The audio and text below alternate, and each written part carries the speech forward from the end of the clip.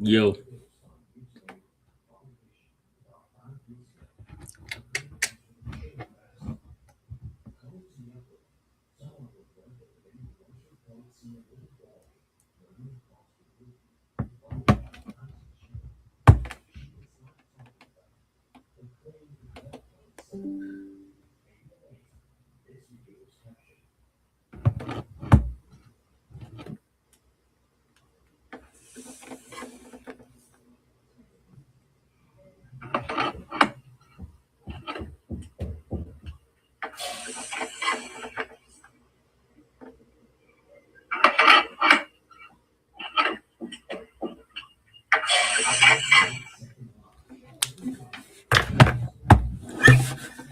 took the 16 bus at a downtown Campbell Benzonato. He was on it, he was waiting for me.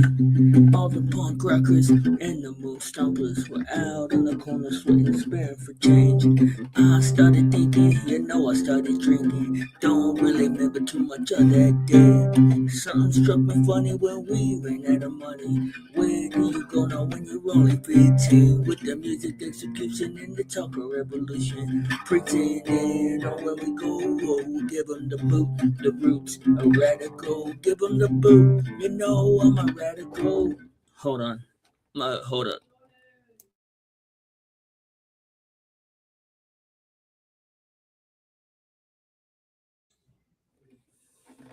Give them the boot, the roots, reggae, my stereo. The radio was playing, Desmond Decker was singing on the 43 bus as we climb up the hill. Nothing ain't coming but the reggae drumming, and we all come from unloving homes. I said, why you, man, I was gonna put on a whole presentation, guys, but I don't think I'm gonna be able to, man. The kids all just showed up right now. But yeah, I gotta go spend time with them. Or if they want to spend time.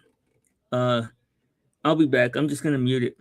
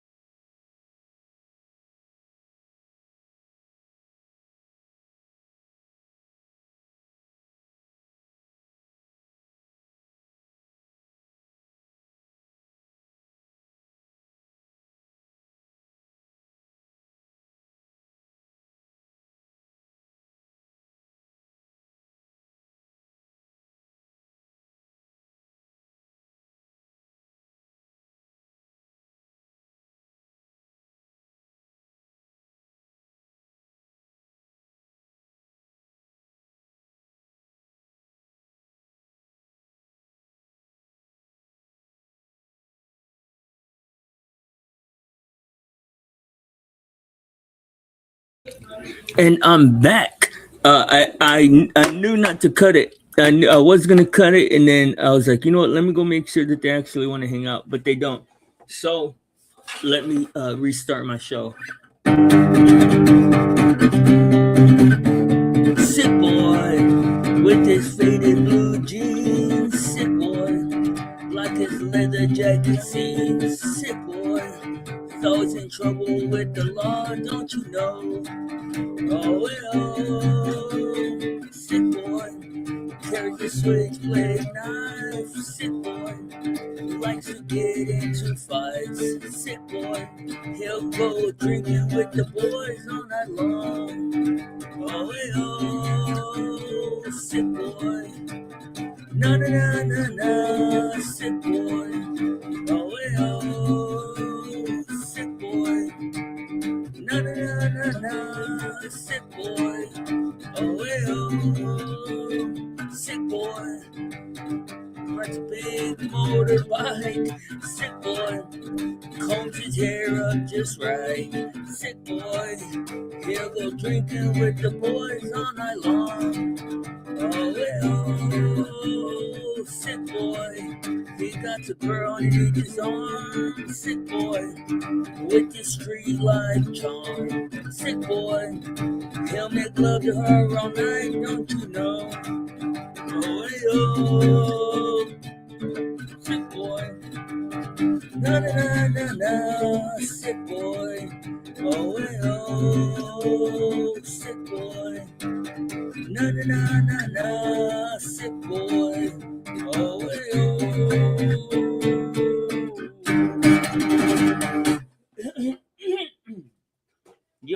Yo, what it does, YouTubes? What it does? Salute to you guys and welcome in. My name is Blizzy Blind. Sorry I had to rush through that. But excuse me, sorry. Tonight, I've been seeing a lot of people talking about attention. Resto is one of the first people to bring it up, and I've actually seen quite a few people speak about it, and I haven't seen. I've yet to see anybody like.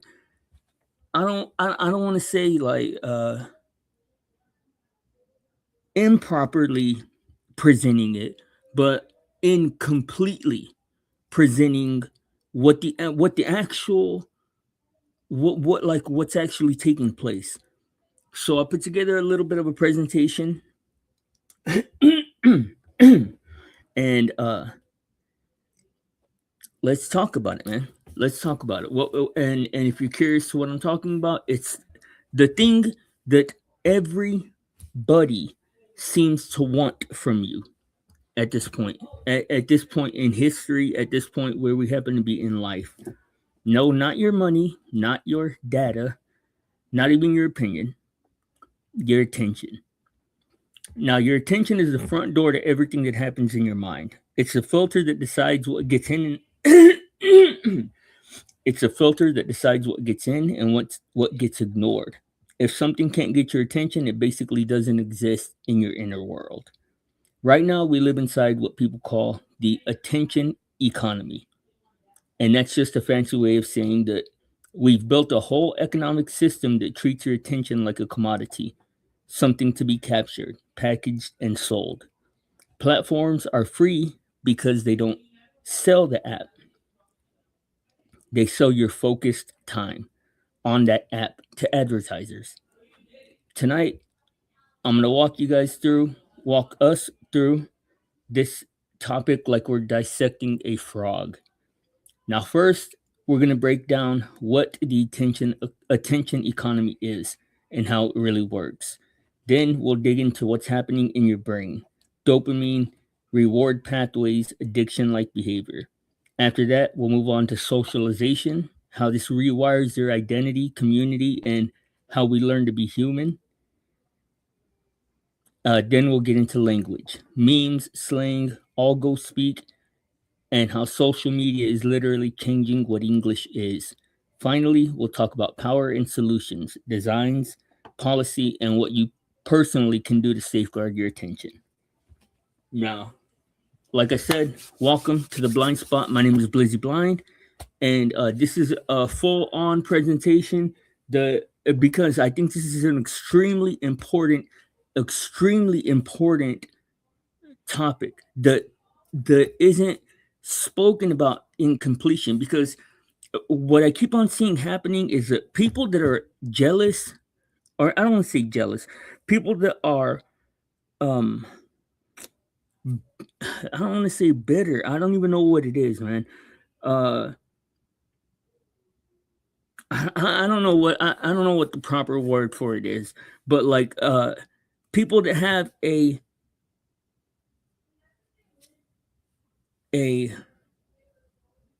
benefit to gain from presenting it a certain way. People that have and sometimes a benefit can just be to undermine something or to denigrate something. Like if I don't like bell bottoms and I think that uh Kev or somebody that they get too much attention because they're wearing bell bottoms, then I'm going to smack talk bell bottoms. That's doing something for my own gain. That's not doing something that actually helps anybody. And I see a lot of people talking about it in that way. So I just wanted to try to cover all the information as best as I can. I mean, just to what I know, and try to further the actual conversation. Now, like I said, or I meant to say, I'm not doing this. I'm not talking about this in any kind of preaching way. I'm not on any mountaintop. I'm not on any. I'm a creator. I make music. I make digital products. I use tools. I benefit from the same systems. I'm critiquing. That's why this conversation matters so much because I'm in the machine right along with everybody else. Now let's start at the top. What exactly is the attention economy? There's a classic line from the Nobel Prize winning scientist named Herbert Simon. Back in the 70s, way before social media, he said, "A wealth of information creates a poverty of attention." Now, let me repeat that. A wealth of information creates a poverty of attention.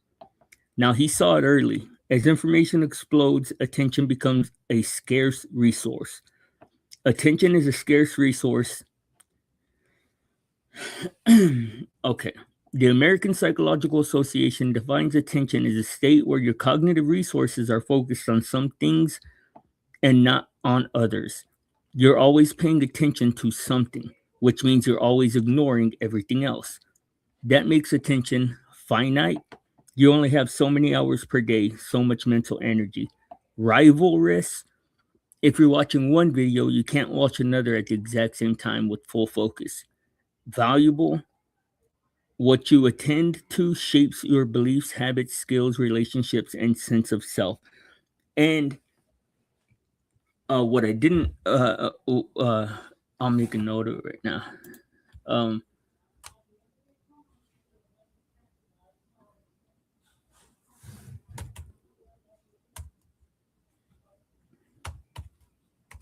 it also makes it effective. Your attention has an effect on the things that you, and this is something that seems to be brand new with social media. This isn't something that that I know has been observed in any other aspect of life. But what you folk, I mean, maybe it does. I don't actually know. I haven't actually done any kind of research on this, on that part, um, because it's like it's kind of wishy washy. But your attention in the digital space affects the thing you have that you actually focus it toward. Now, attention economics as a field basically says let's treat attention like money and see what happens when companies optimize for it. Here's the core here's the core pipeline of the attention economy. Platforms like Instagram, TikTok, YouTube, and others offer services that look free. You sign up, scroll, post, react, and generate behavioral data. That data trains algorithms to predict what will keep you engaged. The platform uses those predictions to keep you on the app as long as possible. While it has your attention, it sells targeted ad space to advertisers. Your time and focus are the raw materials. The platform is the factory. Advertisers are the customer. Berkeley's Economic Review explains that firms are adapting their business models specifically to capitalize on the scarcity of attention, not just the scarcity of physical goods. The UN even had to write a whole report on the attention economy, framing it as a policy and human rights issue, talking about attention sovereignty, meaning people should retain control over how their attention data is used. Recent work in attention economics describes a spiral. Because attention is scarce, every company fits harder to capture it. That leads to more aggressive notifications, more addictive design, more content. The more noise and distraction there is, the more scarce, genuine, focused attention becomes. That scarcity makes attention even more valuable, which increases the incentive to fight for it. This is why it feels like everything is yelling at you. Don't miss this. Breaking news. Last chance. Only 3 left. New notification. This is it. It's over. Uh, this is the end. That's the reason why those clickbaity type hooks exist, because they're optimizing for captivating your attention.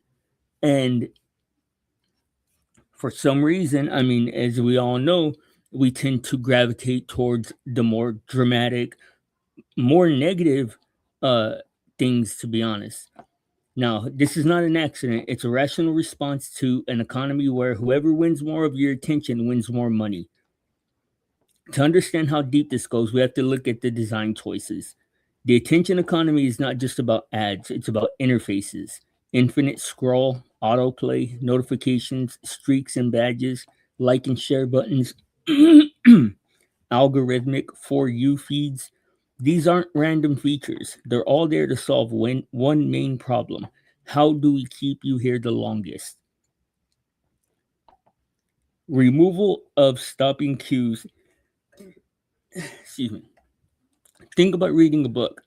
Every page is a natural stopping point. You can close the cover anytime.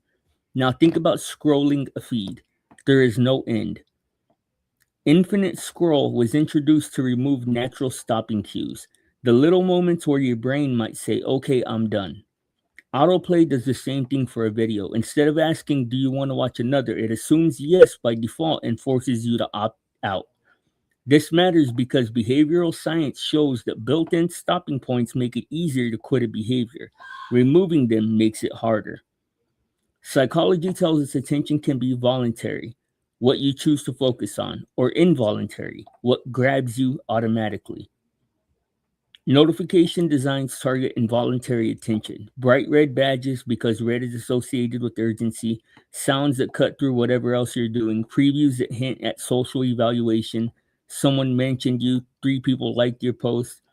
Once you start seeing attention like money, notifications become like little invoices hitting your brain all day. Instead of showing you everything in chronological order, most platforms use recommender systems that prioritize content based on past watch and click behavior, pause time, what you linger on, shares, likes, comments, what people like you or that are adjacent to you in within your niche or niche observer.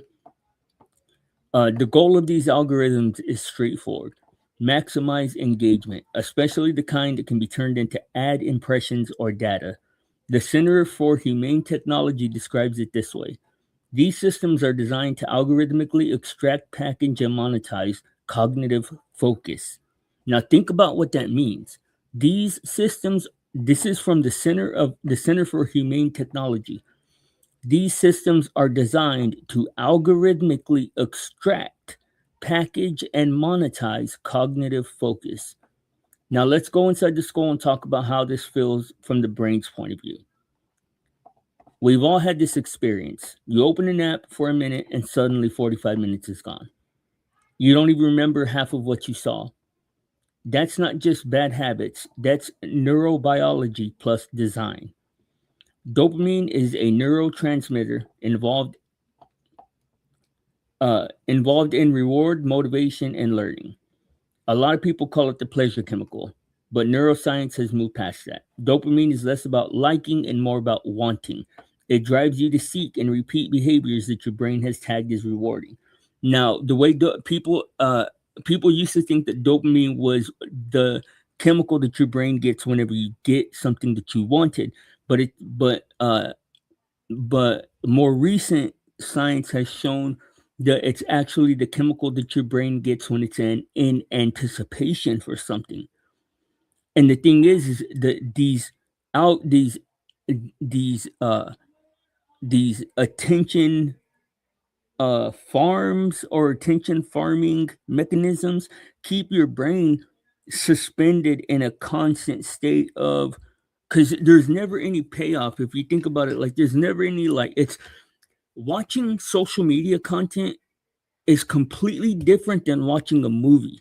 It's completely different than watching a TV show, than watching a book. It's endless. Like, you don't there is no story, there is no peaks and valleys, there is no, like it said, like I said a minute ago, there's no natural stopping points. So your brain is constantly in this state of wanting more, because your brain, it kind of gets used to, especially with the way that the our narrative systems are set up, to where there's like this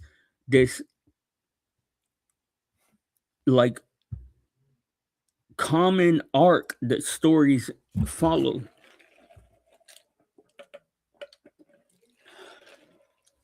And my bad, I'm trying to um uh I know I'm moving through it all kind of quickly, but I want to try and get it done quickly because I gotta go do something. Social media taps into the system a few ways.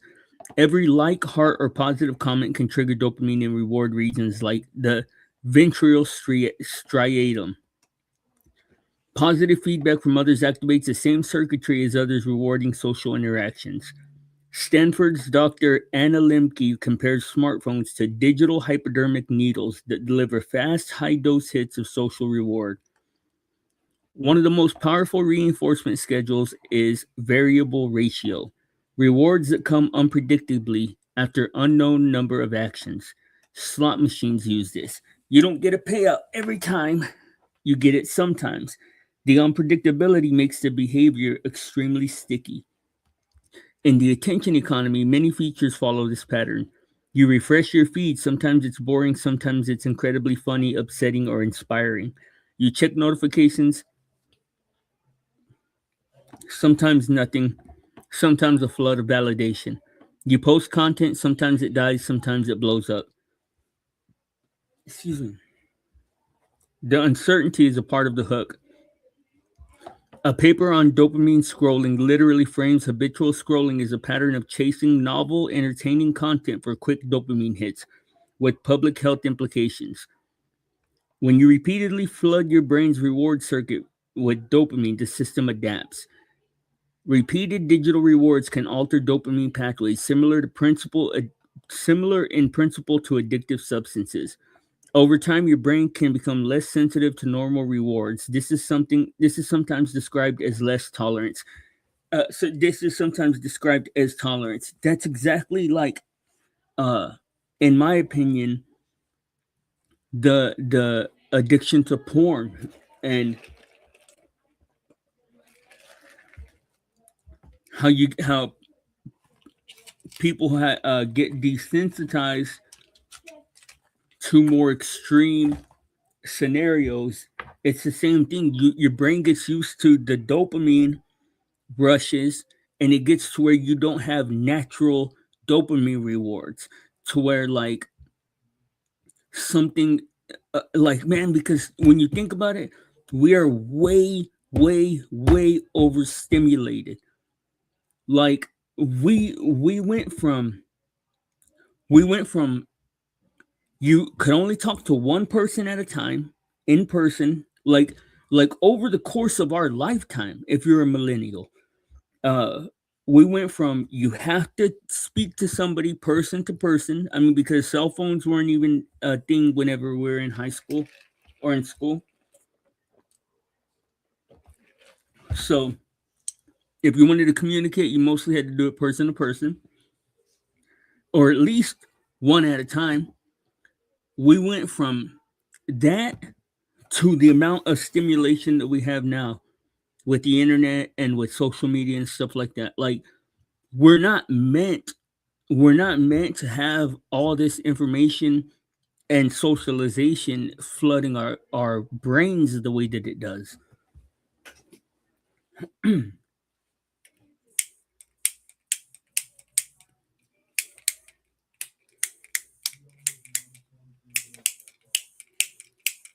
God damn it.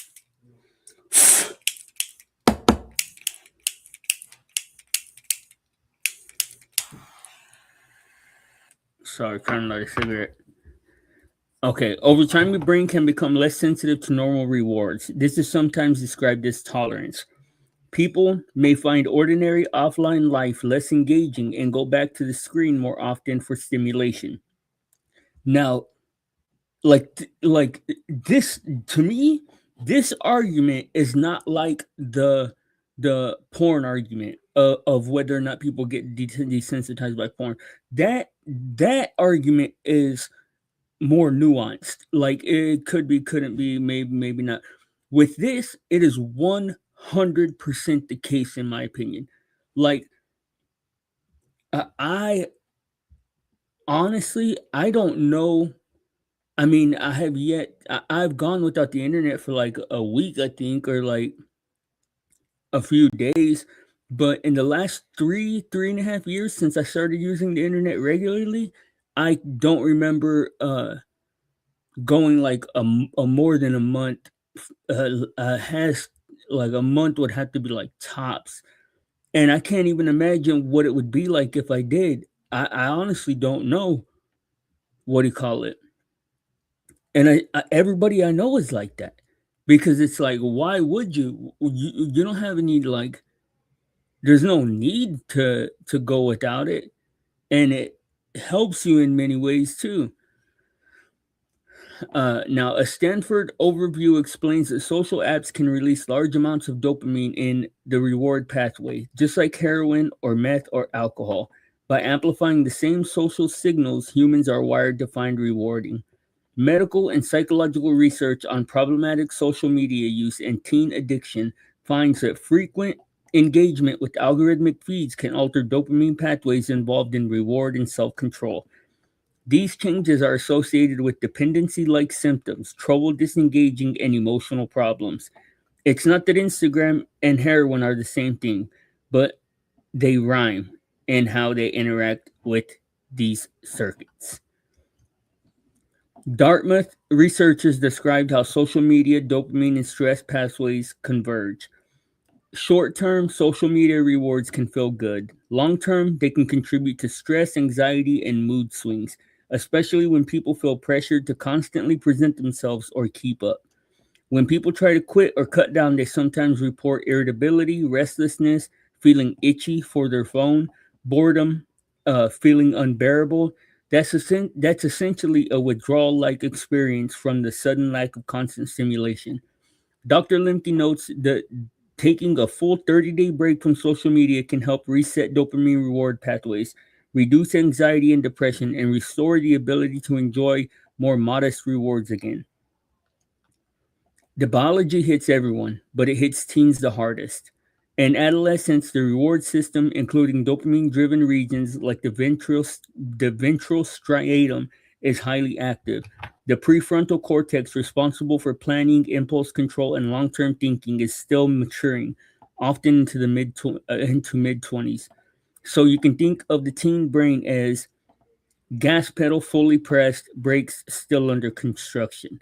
Social media algorithms are like a highway designed to reward quick emotional reactions, right during the developmental window when the gas is strong and the brakes are weak.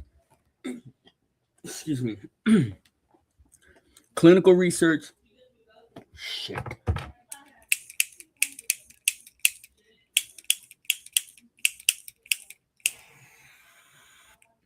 My cigarette went out.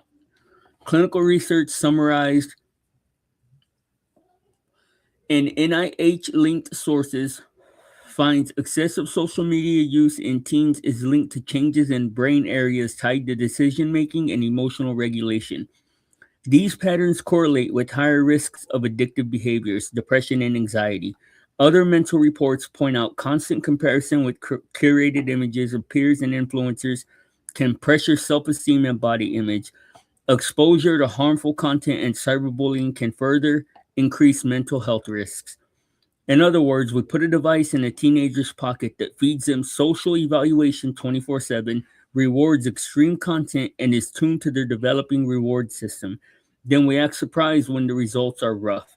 Now, the reason why I felt like I had to talk about this and put this together in this way is because you're going to hear people talking about attention in a whole different way, in a way that's designed to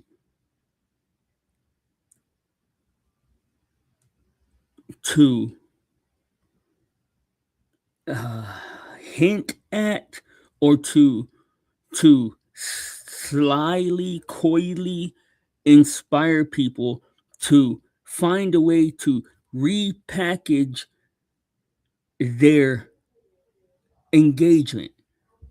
But it's almost ignoring the fact that it's the engagement itself. Like, it doesn't matter if you have one viewer or if you have a million viewers, it's the exact same thing. Like, that's the whole problem, is that people think that that number makes any difference, and it doesn't. The thing is, the problem is getting locked in. We get locked in, and then this fake number is what gives us our dopamine, and that's poisonous to our brain. Now, it's easy to use this as just a mental health topic, but a lot of scholars argue that it's deeper, into ethics and democracy. A Georgetown analysis describes the attention economy as eroding cognitive autonomy. Eroding cognitive autonomy. Like, it's getting to where you're no longer in charge of what you focus your attention on. Your ability to direct your own thinking and decision making, and as a structural threat to democratic life. If your ability to focus, think critically, and decide what to care about is constantly being shaped by systems optimized for engagement, that has political and moral consequences. And this is the reason, part of the reason. This is part of the reason why I say, and I don't look forward to it, man, because I'm a huge fan of AI. Anybody that knows me knows how much I love AI. But when it's all said and done, if human beings ever get a hold of the situation, AI will be considered a crime against humanity.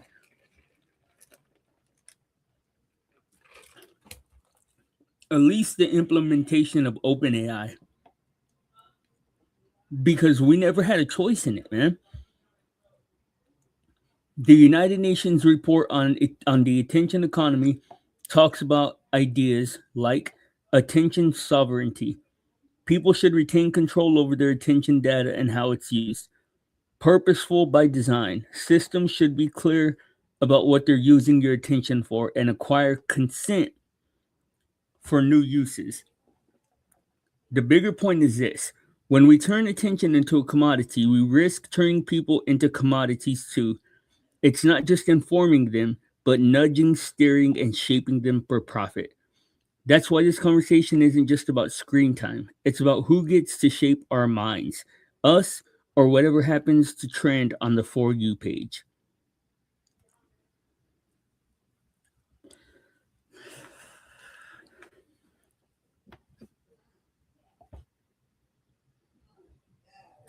Okay, socialization 2.0. Algorithms as new agents of socialization, identity and self branding, loneliness, parasocial relationships, digital tribes. Oh, okay. In classic sociology, socialization is the process of learning how to be a person in a society. learning norms, values, roles, and whatever behavior is acceptable or not. Traditionally, we learned mainly from family, school, friends and peers, local communities, religious or cultural institutions, and old school media like TV, radio, and newspapers. Now, those are still here, but now we have a new major teacher in the room: social media platforms driven by algorithms. When you open TikTok, Instagram, YouTube, or any major feed based platform, you're not just looking at what's out there. You're looking at what an algorithm has specifically chosen for you out of millions of possible posts. And you're looking at AI content that is created specifically to keep you engaged. Now, that feed becomes a powerful socialization force because it decides what seems normal by repetition. It decides what seems high status.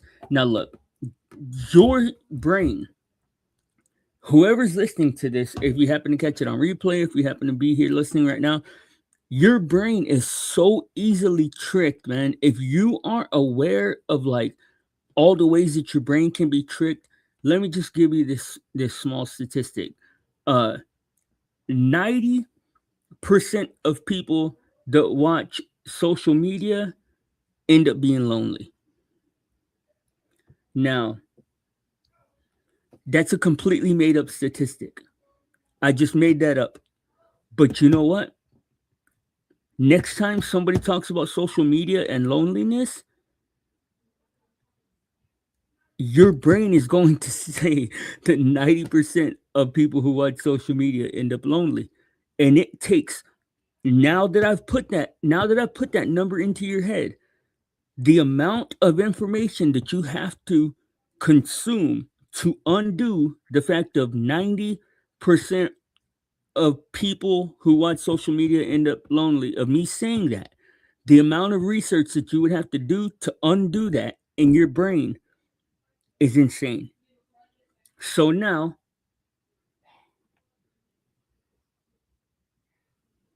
what's up, fool? Yeah, that's true. That's true. That is true. But what do you call it? That's just a small that was so that I could illustrate to you how easily your brain is tricked. Now, starting with myself. Well, let's get together and change that, my boy. No, what's up, Gatsby? Uh, okay, the feed becomes a powerful socialization force because it decides what seems normal by repetition. It decides what seems high status by engagement numbers. It decides, and this is the thing too, is that is if you've ever heard of what is it called? Exposure therapy. It's when when you are exposed to something slowly. Well, the same principle the drives exposure therapy is used against you all the time. And it's with social media, man. What's happened is it systematically has lowered all of our morals and ethics, because the first time that you hear something, it might sound outrageous, but if you're slowly exposed to that, like porn, like if the people who didn't have social media, the first time that they came into contact with the idea of porn, they were disgusted and repulsed and repelled and everything. But the slow exposure to it, or not even slow, but the exposure, the repeated exposure to it, makes you become okay with it. And that's the way our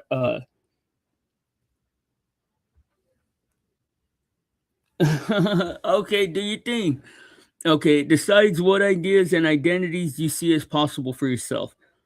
Researchers talk about social media as having a double edged effect on identity. It can both help and harm. On the positive, you see, the thing is it can both help and harm. It can push you in a positive way, or it can push you in a negative way. But the thing is that there's not any regulation to demand that it attempt to push you in a positive way. So it's only pushing you in a way that farms engagement. It could not care whether it's good or bad. It's completely uh I don't know, what is it called?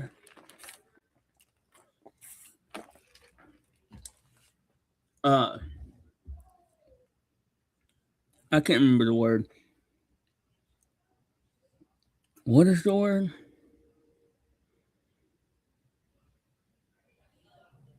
It's not good or bad, or like it doesn't improve or doesn't. What the freak is the word? Uh,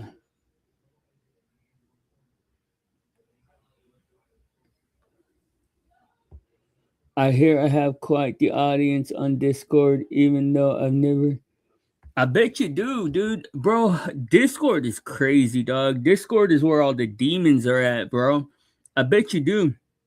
I bet you there's a whole gang of people on Discord that talk smack about you. Okay, on the positive side, it gives young people space for self expression and exploration. They can try on identities, aesthetics, and roles. They can find niche communities that affirm who they are, especially if they don't feel understood in their online environments or home environments. On the negative side, it encourages constant comparison. Excuse me. You're not just comparing yourself to people in your town, but to a global highlight reel. It trains people to think of identity as something measured by likes, followers, and views. A 2024 systematic review of social media and adolescent identity found that both the quantity and quality of social media use are related to different aspects of identity development. High use combined with a lot of social comparison is linked with more identity confusion and lower self esteem. Using social media for meaningful self expression and supportive interaction can be linked with more exploration and commitment to values. So it's not as simple as social media is bad. It's more like social media amplifies whatever scripts and feedback loops the algorithms reward. One of the biggest shifts with algorithmic social media is the identity gets turned into performance and metrics. On these platforms, you're not just being yourself, you're also maintaining a profile, curating a feed, tracking members, followers, likes, engagement, adjusting what you post based on what performs. Scholars and therapists describe this as a move towards treating the self like a UAB test version of yourself. You tweak your content to please the invisible audience and algorithm. You judge your value by your analytics. This is what I mean. Like, based on how many people you think, oh, and it's fake is the thing. Based on how many people you think are watching you, or how many people are following you or subscribing to you, you completely rebuild your identity. Research on adolescence shows that social media platforms provide avenues for self-expression and exploration, but also encourage peer feedback and validation loops that can heavily influence self-esteem, can reinforce identity in positive ways, or push people towards shallow, fragile self-concepts built on external approval. So a teen isn't just asking, "Who am I?" They're also asking, "What version of me performs best on this platform?" That's socialization 2.0. Now let's talk about the loneliness paradox. We've never been more connected in terms of devices, platforms, and 24/7 access. And yet, a lot of people are reporting feeling more lonely, not less. A lot of studies have looked at whether social media increases or reduces loneliness, especially in young adults. Here are some key findings. Multiple studies have found strong links between heavy social media use and higher risks of depression, anxiety, loneliness, and self harm in adolescents. A Baylor study found that both passive use, just scrolling, and active use, posting and engaging, were associated with increased feelings of loneliness over time, which is surprising because people often assume being active online is always better. A 2026 study in the Annals of New York Academy of Sciences suggests it's not social media in general, but specific types of platforms and experiences that are linked to loneliness. For example, heavy use of platforms built around passive consumption, like YouTube and Reddit, and some dating apps was more associated with loneliness, while using messaging apps like WhatsApp to talk with close contacts was associated with lower loneliness. So the nuance is tools that support direct mutual communication with people you care about can help reduce loneliness. Tools that encourage passive consumption, endless scrolling, and one to many broadcasting can increase loneliness, especially when mixed with comparison and compulsive use. Mental health guides often point out that passive use, just consuming other people's posts without interacting, is especially risky. It can trigger more comparisons, envy, and feelings of inadequacy. It doesn't give the same sense of reciprocity or mutual support that active communication can. But as the Baylor study showed, even active use can be linked with loneliness if you're posting mainly to chase validation, you feel pressure to maintain an image, or you feel ignored when posts don't get engagement. So the key isn't just be active, it's why you're using the platform and how it fits into your real social life.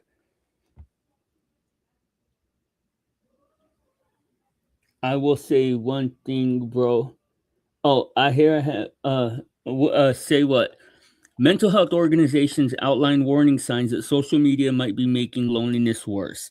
Spending more time on social media than with real world friends and family. Scrolling even when you're physically with people instead of connecting with them. Feeling more anxious, depressed, or empty after using social media instead of feeling inspired or connected. Using it as your primary escape from negative feelings instead of also using healthier coping strategies. Some guidance suggests limiting time on social media to around an hour per day can help improve mood and reduce loneliness. Taking 1 to 2 week break can give a clear sense of how it's affecting you. Now, we'll come back to the practical steps later, but the main idea is being connected online doesn't automatically mean you're less lonely.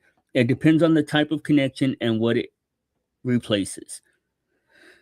Okay, now let's get into something most creators and fans feel every day but don't always name: parasocial relationships. Parasocial relationships are one sided emotional bonds with media figures, celebrities, influencers, streamers, even fictional characters. You feel like you know them, you care what happens to them. You might feel comfort, inspiration, or companionship from them, but they don't know you exist. In the TV era, this was already happening with news anchors, show hosts, and characters. Social media takes it to another level. On social media, influencers talk directly to the camera like they're FaceTiming you. They share behind the scenes and personal struggles.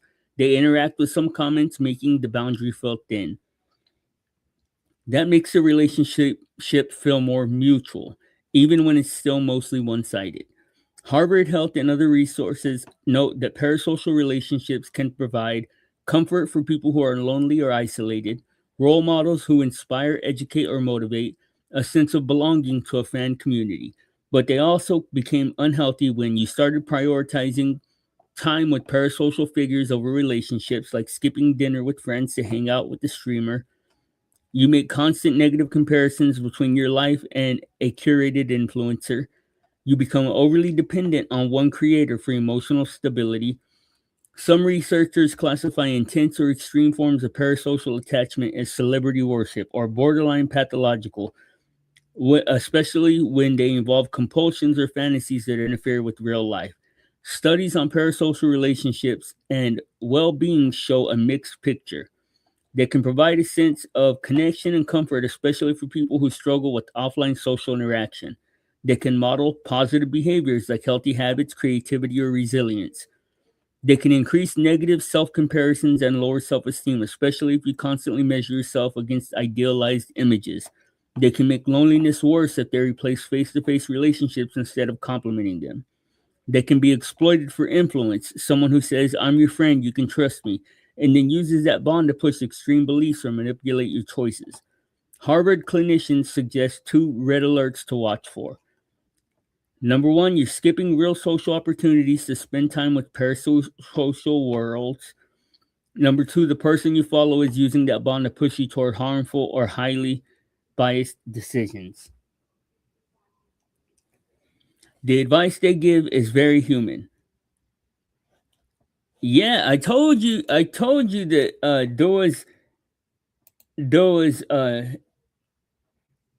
there was some good stuff in what you were talking about.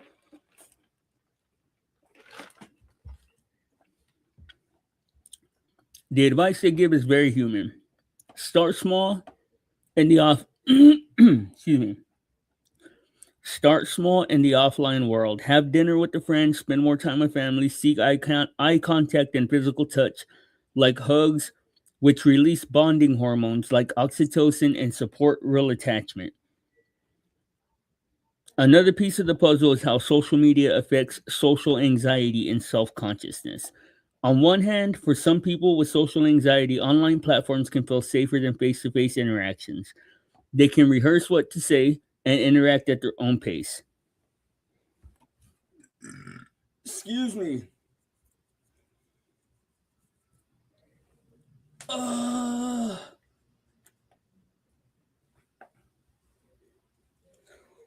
I gotta go. Dinner. I gotta go eat dinner. I gotta go eat dinner. I'm exactly halfway through with this, so I will be back here in a little while, and we will finish it. Let me mark where I'm at.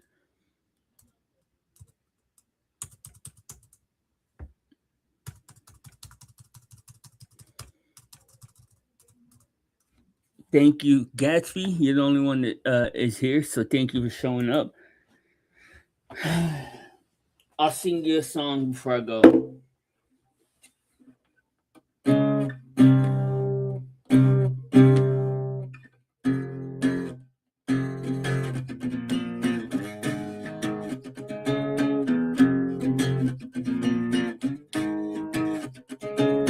Nah, it's playing. Took the 16 bus, added down to Campbell Benzonato. He was on it, he was waiting for me. All the punk rockers and the moon stompers were out on the corner sweating, sparing for change. I started thinking, I started drinking. I don't really remember too much of that day. Something struck me funny when we ran out of money. When you go now when you're only 15? With the music execution and the talker revolution. Pretending on where we go, give them the beat, the roots, a radical, give them the beat, I'm a radical, give them the beat, the roots, the reggae on my stereo. The radio was playing Desmond Decker was singing on the 43 bus as we climb up the hill. Nothing ain't coming but the reggae drumming, and we all come from unloving homes. I said, why even bother and pick up the bottle? Mr. Bus driver, please let these people on. Real girl Carol was a mini skirt girl. My blurry vision saw nothing wrong with the music execution and the talk of revolution. Pretending on where we go. Give them the boot, the roots, a radical. Give them the boot, I'm a radical. Give them the boot, the roots, the reggae on my stereo. My stereo. Yeah, yeah, yeah, yeah, yeah, yeah, yeah. Yeah, yeah, yeah, yeah, yeah, yeah, yeah. Yeah, yeah, yeah, yeah, yeah, yeah. Yeah, yeah, yeah, yeah, yeah, yeah, yeah. Took the 60 bus, added down to Campbell Benzonato. He was on it, he was waiting for me. All the punk rockers and the moon stompers were out on the corner sweating, staring for change. I started thinking, I started drinking. I don't really remember too much of that day. Something struck me funny when we ran out of money. Where you go now when you're only 15? With the music execution and the talk of revolution. Pretending on where we go. Give them the boot, the roots, the radical. Give them the boot, I'm a radical. Give them the boot, the roots, the reggae on my stereo. Alright, guys, I will see y'all soon, man. Take care. Remember, there's your side, there's her side, and there is the blind side. Blind side news. Y'all be good. I'm out of here. Peace.